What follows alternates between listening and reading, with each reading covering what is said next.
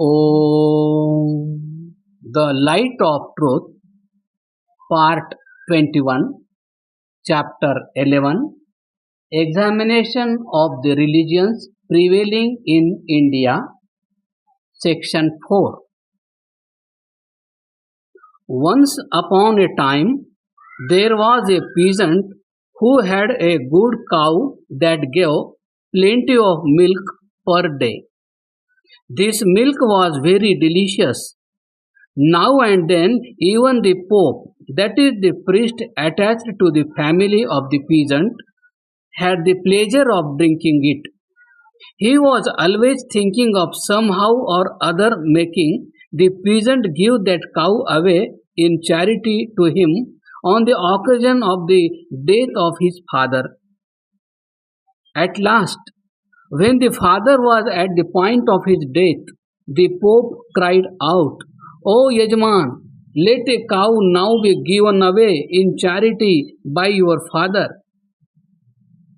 The peasant took 10 rupees out of his pocket, placed them in his father's hand, and asked the priest to read the Sankalpa. The Pope said, "How funny! Is your father going to die more than once that you have substituted money for a cow? At this moment you should bring a real cow that yields milk, is not old, and is good in every other respect. Such a cow should be given away in charity." The peasant: "I have got only one cow, and my family cannot do without her. I cannot, therefore, part with her. Come, now, I give 10 rupees more. Read the Sankalpa. You could buy a cow with this money."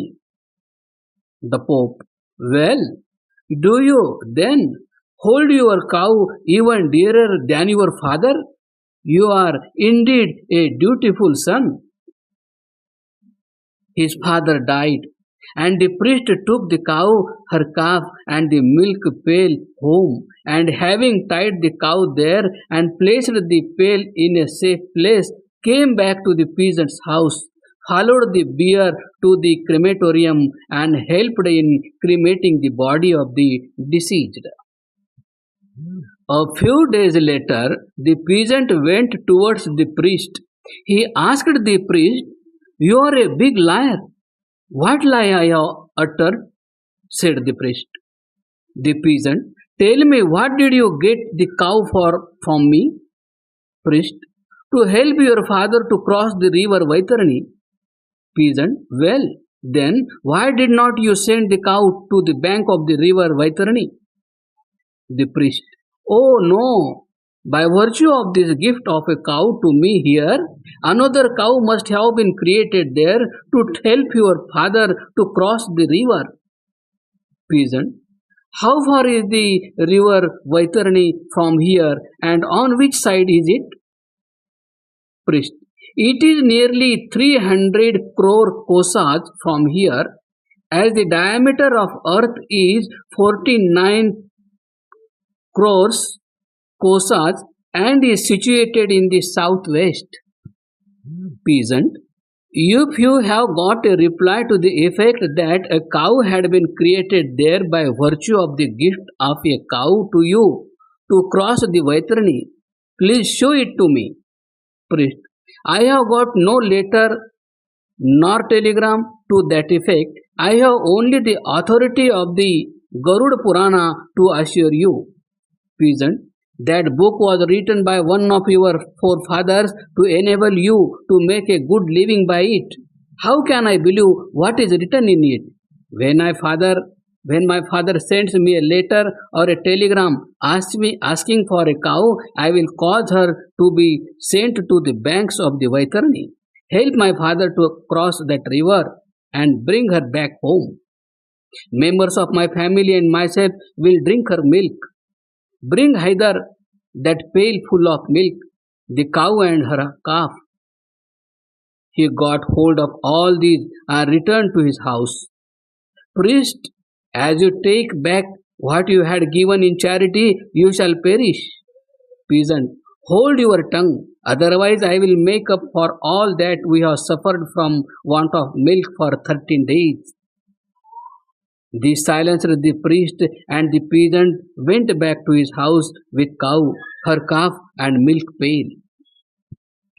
Question: who should be given charity? He who leads a chaste life, keeps his senses under thorough control, studies and teaches the Vedas and Vedic books. Question: do the Garuda and other Puranas support the Veda and Vedic teachings or not? Answer: no. On the other hand, they are opposed to the Veda and teach what is contrary to its dictates. The same is true of the Tantras. These are many fasting days according to the Puranas, and it is written everywhere in these books that whoever partakes of food or drinks on these days or dates shall go to hell. A pregnant woman, a child, or a youth should never fast, but if one must fast at all, one should do so when one has no appetite and got indigestion or in sickness. On such an occasion, one should take juice of fruits mixed with water or milk. Whosoever does not eat when hungry and eats when not hungry suffers terribly from diverse diseases. Let no more, therefore, believe in the writings of these lunatics, that is, the founders of these books, etc. There are two sects among Vamamargis. One is called Choli Margi, while the other is called Bija Margi, the path of Bija or seed, semen. Choli Margis, their wives and husbands, boys and girls, sisters and mothers, daughters-in-law, meet together in a secret place, eat meat and drink wine together. They strip a woman naked. All men worship her private parts and call her Durga Devi, that is, the goddess Durga. The women strip a man naked and worship his private parts. When they get quite intoxicated with drink, they take bodies of all the women present and shuffle them together and place them in a big earthen vessel. Each man goes there, puts his hand into the vessel, picks up bodies. The owner of the bodies, be she his mother, sister, daughter, or daughter-in-law, becomes for the time being his wife and has sexual intercourse with her. When they get highly intoxicated, they would even fight each other with shoes, etc. Early in the morning, when it is still dark, they go back home where they treat their mother, sister, daughters, and daughters-in-laws as such. The Bija Marxists at the time of sexual intercourse drop the semen in water and mix it well and take this drink. These vile wretches believe that such acts lead to salvation. They are as a rule altogether destitute of learning, culture, understanding and other good qualities. A man was sleeping under the shade of a tree. He died in his sleep. A crow sitting above on the tree passed its excrement that fell on the dead man's forehead and formed it into a tilak. The messengers of Yama came to fetch the body. Vishnu's messengers also got there at the same time. There arose a quarrel between them over the body. Both said that they had their respective masters' order to fetch the corpse.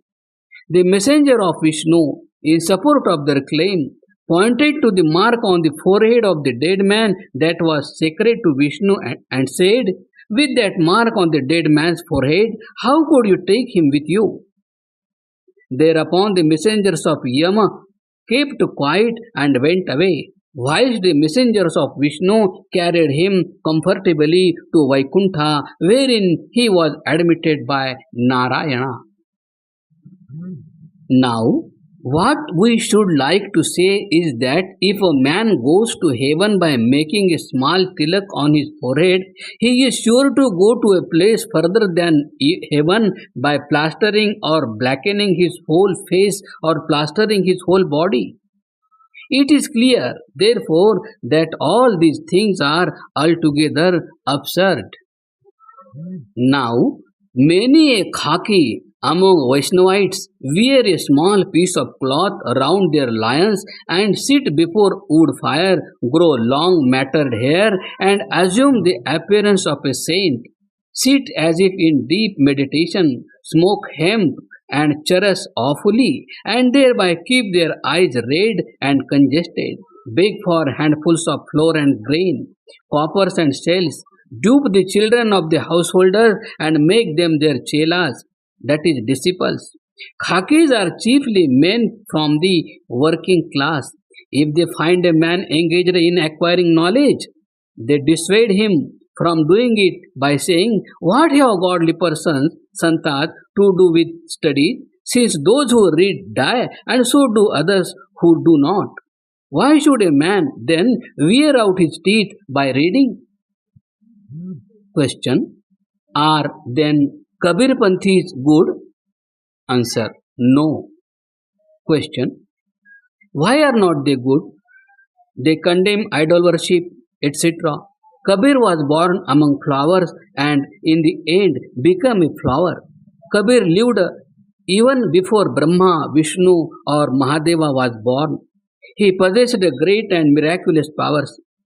What the authors of the Vedas and the Puranas did not know, he knew. It is Kabir alone who has shown the right path. His mantra is Kabir is the true name, etc. Answer. Leave alone idol worship. His followers worship even beds, cushioned seats, pillows, wooden sandals, and lamps. The worship of these objects is nothing short of idol worship. Was Kabir a flower, insect, that he was born among flowers and became a flower after death? There lived a weaver in Kashi, Benares.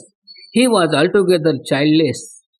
One day, a little before dawn, while he was passing through a street, he happened to see a newly born infant lying amidst flowers in a blanket and took it home to his wife. She reared that child till he grew up, when he began to follow the business of a weaver. He went to a Pandit to learn Sanskrit with him, but he insulted him by saying that he would not teach a weaver. In a like manner, he went to several other Pandits, but no one would teach him. Thereupon, he began to compose hymns, etc., in incorrect and unidiomatic language and sing them to weavers and other people to the accompaniment of a tambura. He especially spoke ill of the Vedas, the Shastras, and the Pandits. Some ignorant persons were ensnared into his net. After his death, his followers made a great saint of him. His disciples kept on reading whatever he had composed in his lifetime.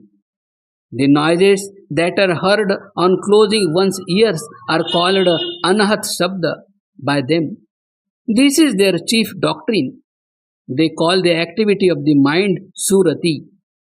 To direct that in hearing Anahat Shabda is the highest contemplation of God and the chief qualification of a Santa, that is, holy man.